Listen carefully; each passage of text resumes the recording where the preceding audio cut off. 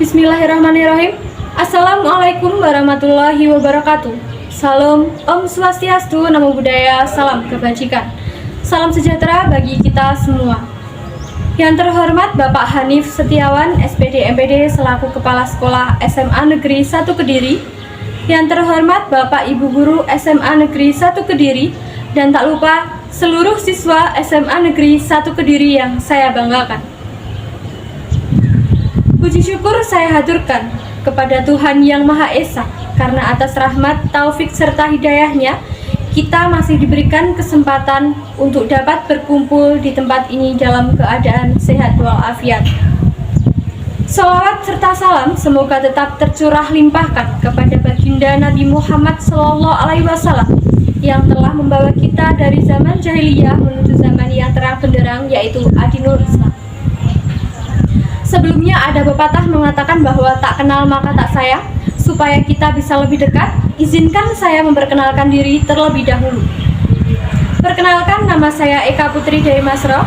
Profesi yang saya tekuni saat ini adalah seorang psikiater dengan gelar SPKJ atau Spesialis Kesehatan Jiwa. Saya lahir dan besar di kota Kediri, umur saya sekitar 30 tahun, dan sekarang alhamdulillah saya sudah berkeluarga. Baiklah adik-adik, kalian perlu tahu bahwa merawat pikiran adalah kunci agar hidup penuh harmoni dan arti. Pada kesempatan kali ini, saya akan mengajak kalian untuk membuka pikiran tentang pentingnya kesehatan mental yang wajib kalian ketahui. Adik-adik sekalian, pernahkah kalian merasa sangat sedih, cemas, atau tertekan hingga rasanya dunia itu begitu berat? Perasaan seperti itu mungkin pernah kita alami, terutama saat menghadapi tekanan dari berbagai tuntutan, sekolah, pergaulan, atau bahkan ekspektasi orang tua. Kadang perasaan tersebut bisa menjadi lebih dari sekedar suasana hati yang buruk. Bisa jadi itu adalah tanda-tanda depresi. World Health Organization atau WHO menyatakan bahwa masalah yang banyak terjadi pada anak usia remaja sangatlah berkaitan dengan masalah kesehatan mental. Salah satunya adalah depresi. Depresi merupakan penyakit terbesar, penyakit di antara individu pada masa remaja. Menurut WHO, depresi merupakan penyebab utama dari penyakit dan kecacatan yang terjadi pada remaja, serta tindakan bunuh diri sebagai penyebab ketiga kematian terbesar. Pernyataan tersebut diungkapkan oleh WHO pada tahun 2014. Kejadian depresi tertinggi berada di wilayah Asia Tenggara sebanyak 86,94 atau 27% dari 322 miliar individu. Indonesia sendiri berada di urutan kelima dengan angka kejadian depresi sebesar 3,7 menurut WHO pada tahun 2017. Hadirin sekalian, depresi bukanlah sesuatu yang bisa dianggap remeh. Menurut penelitian yang dilakukan oleh WHO, lebih dari 300 juta orang di seluruh Indonesia mengalami depresi. Dan angka tersebut termasuk banyak remaja. Di Indonesia, angka kejadian depresi pada remaja terus meningkat setiap tahunnya. Depresi tidak hanya memandang usia, jenis kelamin, atau latar belakang. Siapa saja bisa terkena, termasuk kita. Mungkin ada di antara kita yang bertanya-tanya, apa sih depresi itu? Depresi adalah gangguan kesehatan mental yang serius. Bukan hanya perasaan sedih, tetapi kondisi mempengaruhi cara kita berpikir, merasa, dan berperilaku. Gejala bisa beragam, mulai dari perasaan sedih, berkepanjangan, kehilangan minat pada aktivitas yang biasa kita nikmati, perubahan nafsu makan, atau bahkan pola tidur, hingga perasaan tidak berharga atau bahkan pikiran untuk menyakiti diri sendiri. Salah satu hal yang paling berbahaya dari depresi adalah banyaknya orang yang tidak menyadari bahwa mereka mengalami atau merasa malu untuk mengakuinya. Ada stigma di masyarakat yang membuat orang takut untuk berbicara tentang masalah mental kita. Padahal mengakui bahwa kita butuh bantuan adalah langkah pertama yang penting untuk penyembuhan. Adik-adik, sangat penting bagi kita untuk menyadari bahwa meminta bantuan bukanlah tanda kelemahan, melainkan keberanian. Jika kita merasa tertekan, jangan ragu untuk berbicara dengan seseorang yang kita percaya, baik itu teman, guru, atau bahkan orang lain. Selain itu, meminta bantuan kepada psikiater dan juga psikolog itu adalah menjadi hal yang sangat penting.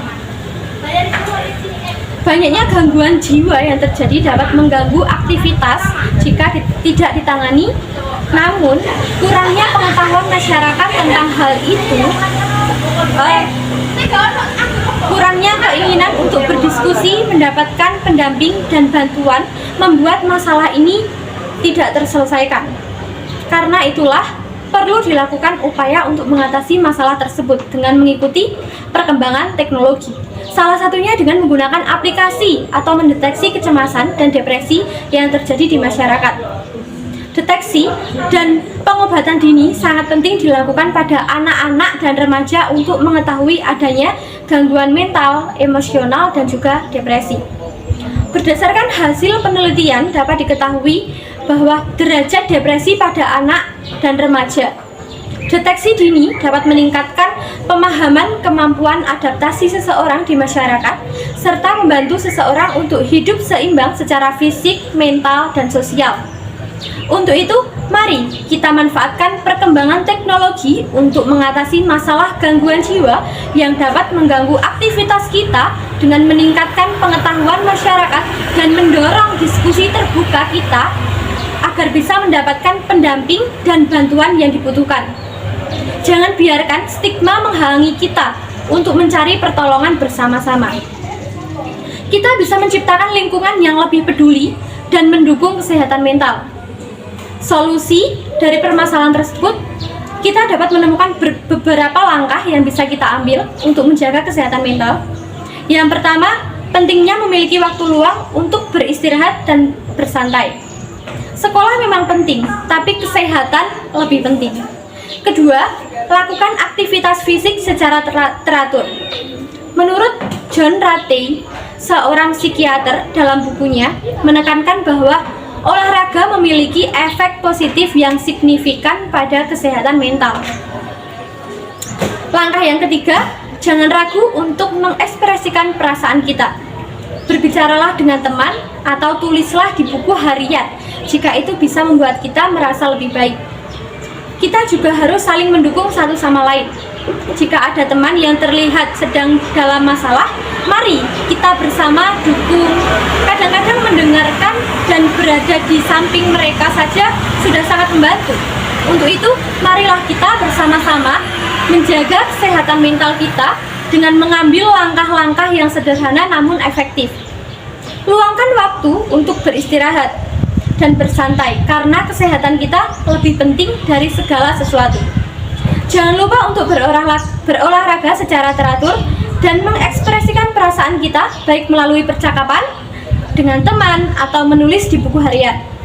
Dan yang terpenting dari kita, saling mendukung. Jika ada teman yang sedang dalam masalah, berikan mereka dukungan tanpa menghakimi. Tunjukkan bahwa mereka tidak sendirian. Bersama-sama kita bisa menciptakan lingkungan yang lebih peduli dan mendukung kesehatan mental kita semua. Adik-adik sekalian, untuk itu marilah kita bersama-sama menciptakan lingkungan yang lebih peduli dan memahami pentingnya kesehatan mental.